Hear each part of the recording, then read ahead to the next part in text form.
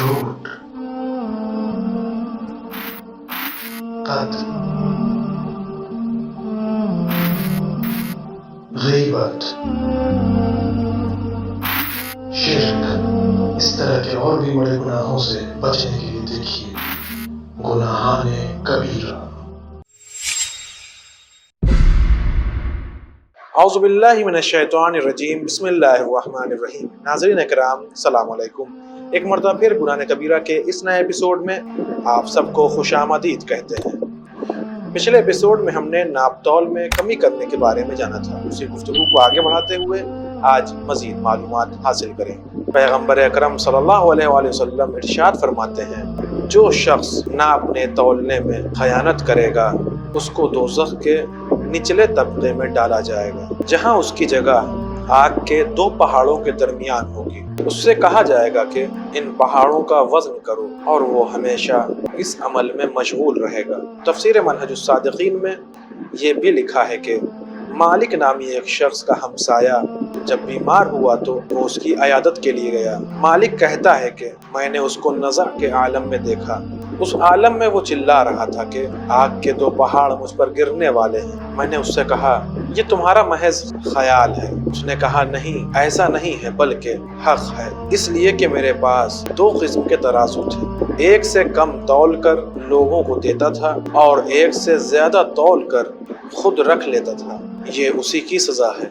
कम गिन कर देना भी हराम है। जिस तरह नापतौल में कमी करना हराम है, उसी तरह कम गिन कर देना भी हराम है। वो चीज जो नाप कर बेची जाती है, जैसे कपड़ा और जमीन वगैरह, अगर 1 सेंटीमीटर भी इसमें कमी की गई तो ये भी गुनाह और हराम है। बिल्कुल उसी तरह वो चीजें जिन्हें गिन कर बेचा जाता है, जैसे अंडा और बाज फल वगैरह, अगर उसे कम कर दिया गया और लेने वाला न समझ सका तो ऐसा करने वाले को भी नाप तौल में कमी करने वाला कहा जाएगा। यही शेख अंसारी ने किताब मकासिब मुहर्रमा में लिखा है, कम बेचने वाला खरीदार का मखरूस है। जितने माल की बेचने वाले ने कमी की होगी उतना माल उसके जिम्मे बाकी रहता है। ये उसकी जिम्मेदारी होती है कि इतना माल भी खरीदार को दे दे, और ये वाजिब है। और अगर खरीदार मर चुका हो तो खरीदार के वारिसों को दे दे, और अगर खरीदार को पहचानता न हो तो हाकिम शरा से एहतियातन इजाजत लेकर इस माल के असल हकदार की जानिब से इतना माल सदका दे दे। अगर ये मालूम न हो कि माल में कितनी कमी हुई है तो बेचने वाले को चाहिए कि खरीदने वाले से मुसालहत कर ले और उसे कुछ माल देकर या ऐसे ही राजी कर ले। अगर खरीदार फौत हो चुका हो तो उसके वारिसों को राजी कर ले, और अगर खरीदार का पता ना हो तो हाकिम शरा को राजी कर ले। धोखेबाजी भी कम फरोशी है। कम बेचने की हकीकत ये है कि जितने माल का मामला हुआ है, आदमी वो पूरा माल खरीदार को न दे बल्कि कम दे। उसी तरह धोखेबाजी करना भी है। जब आदमी कम देता है तो भी खरीदार को मालूम नहीं रहता कि उसे कम दिया गया है। उसी तरह जब आदमी अच्छी चीज के साथ कुछ बुरी चीज मिलाकर धोखे से बेच देता है तो भी खरीदार को मालूम नहीं होता कि उसके साथ धोखा किया गया है। धोखेबाजी में अगरचे वजन बराबर हो, लेकिन चूंकि धोखा किया गया है इसलिए हराम है। मसलन दुकानदार ने 100 गंदुम बेचने का मुआहदा किया है, लेकिन उसने 5 किलो मिट्टी मिलाकर कुल 100 किलो तौल दिया। इसी तरह उसने गोया 95 किलो बेचा और 5 किलो गंदुम कम दिया। इस तरह उस दुकानदार ने 1 मन दूध में 5 सेर पानी मिला दिया तो ये भी धोखाबाजी है। उसी तरह अगर दुकानदार ने 10 किलो घी देने के बजाय 10.25 किलो दिया और घी की तह में 1 पाव के वजन का पत्थर डाल दिया तो ये भी धोखाबाजी है। इसी तरह गोश्त वाले ने मामूल से ज्यादा हड्डी शामिल कर दी तो ये भी धोखेबाजी है। उसी तरह सब्जी वगैरह में वजन बढ़ाने के लिए काफी पानी मिला देना भी धोखेबाजी है। ऐसे तमाम काम कम बेचने के जुमरे में आते हैं और गुनाह कबीरा है। अगरचे दुकानदार बराबर तोला, मिलावट हराम है। उसी तरह बढ़िया माल की जगह घटिया माल धोखे से बेच देना हराम है। बस आला गंदुम की जगह दरमियानी दर्जे का गंदुम दे देना या आला गंदुम में दूसरे किस्म का गंदुम भी मिला कर दे देना धोखेबाजी है। उसी तरह खालिस घी की तह में आम घी डाल कर दे देना حرام ہے۔ شیخ انصاری مقاصد محرمہ میں فرماتے ہیں ملاوٹ کے حرام ہونے کے سلسلے میں جو روایات ہیں وہ متواتر ہیں۔ مثلا شیخ صدوق نے رسول خدا صلی اللہ علیہ وآلہ وسلم سے یہ روایت نقل کی ہے کہ من غش مسلما في بيع أو شراء فليس منا ويحشر مع اليهود يوم القيامة لأنه من غش الناس فليس بمسلم ومن غشنا فليس منا قالها ثلاثا ومن غش أخاه المسلم نزع الله بركة رزقه وأفسد معيشته ووكله إلى نفسه۔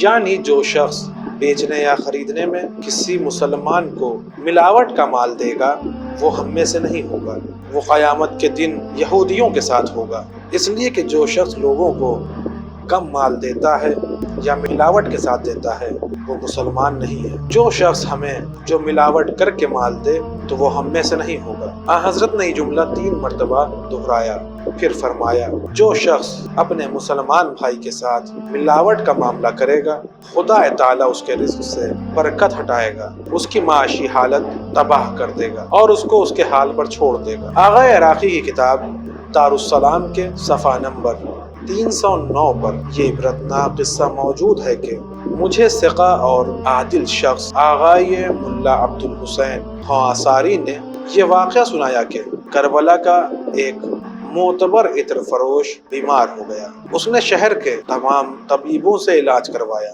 مگر سب اس کے علاج سے عاجز ہو گئے۔ اس نے اپنا تمام مال اپنے علاج میں خرچ کر دیا مگر کوئی افاقہ نہ ہوا۔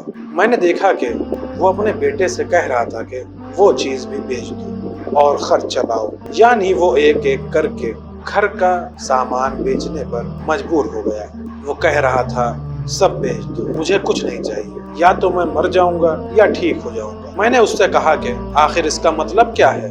اس نے ایک سرد آہ لی اور کہا ابتدا میں میرے پاس معقول سرمایہ نہیں تھا، میرے پاس اتنا جو سرمایہ جمع ہو گیا تھا اس کا سبب یہ تھا کہ کئی سال پہلے کربلا میں ایک خاص قسم کا بخار یا زکام وبا کی شکل میں پھیل گیا تھا جس کا علاج طبیبوں نے لیمو کا خالص رس تجویز کیا تھا۔ دیکھتے ہی دیکھتے کربلا میں لیمو کا رس کم پڑنے لگا اور مہنگا ہونے لگا۔ میں نے لیمو کے رس میں چھاچھ کی ملاوٹ شروع کر دی اور مہنگی قیمت پر اسے بیچا۔ پھر یہ حال ہوا کہ کربلا کے دیگر دکانوں میں لیمو کا رس ختم ہو گیا لیکن ملاوٹ کی وجہ سے میرے پاس باقی رہا۔ شہر کے دکاندار اس سلسلے میں لوگوں کو میرے پاس بھیجنے لگے۔ پھر میں نے چھاچھ ہی میں رنگ اور کھٹائی ملا کر اسے لیمو کا رس ظاہر کیا اور بیچنے لگا۔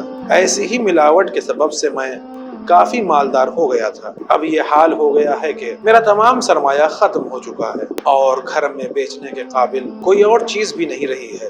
میں گھر کی تمام چیزیں بھی نکال رہا ہوں کہ سب حرام کی کمائی کا اثر ہے۔ شاید حرام مال میرے پاس نہ رہے تو میں اس بیماری سے نجات پا جاؤں۔ اس بات کو زیادہ عرصہ نہیں گزرا تھا کہ وہ شخص دنیا کوچ کر گیا۔ اس کی گردن در حقیقت ان لوگوں کے ہاتھ میں تھی جن کے ساتھ اس نے ملاوٹ کا معاملہ کیا تھا۔ حضرت امام محمد باقر علیہ السلام ارشاد فرماتے ہیں کہ ایک دن رسول اکرم صلی اللہ علیہ وآلہ وسلم مدینہ منورہ کے بازار سے گزر رہے تھے۔